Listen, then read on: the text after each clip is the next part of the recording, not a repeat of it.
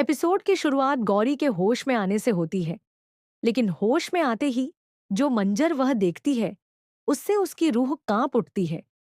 वह कहती है कि यह घर तो उसने अभी-अभी छोड़ा था, लेकिन अब ऐसा लग रहा है जैसे सदियों से यहाँ कोई आया ही नहीं। गौरी अर्जुन, विहान और हर्ष को पुकारती है, लेकिन उसे जवाब में सिर्फ सन्नाटा मिलता है, क्योंकि अब वह परछाई लोक में कैद हो चुकी है। एक ऐसी दुनिया जो असलियत की परछाई है, जहां से आवाज बाहर नहीं जा सकती, लेकिन बाहर की बातों की गूंज भीतर तक सुनाई देती है। जैसे जैसे गौरी इस रहस्यमयी लोक को समझने लगती है, वैसे वैसे एक बड़ा सच उसके सामने आता है। सच जो विहान से जुड़ा होता है। वही विहान जो हमेशा उसे उसकी माँ के पेशे को लेकर ताना देता था, असल में वो खुद भी एक नाचने वाली का ही बेटा होता है। इतना ही नहीं, वह इस घर का असली बेटा भी नहीं होता, बल्कि इस परिवार ने उसे बस पाला था।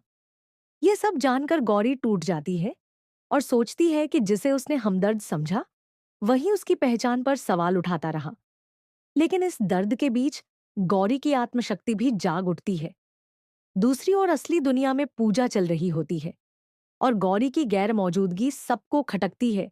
खासकर अखंड ज्योत के बुझने से सबको यह एहसास होने लगता है कि कुछ तो अनहोनी हुई है। वहीं वीणा माँ को भी यह समझ में आ जाता है कि कामिनी ने उसे धोखा दिया है और गौरी को फंसाकर खुद घर में घुसने का रास्ता बना लिया है। उधर विहान खुद से जूझ रहा होता है और आईने में देखकर कहता है कि हाँ,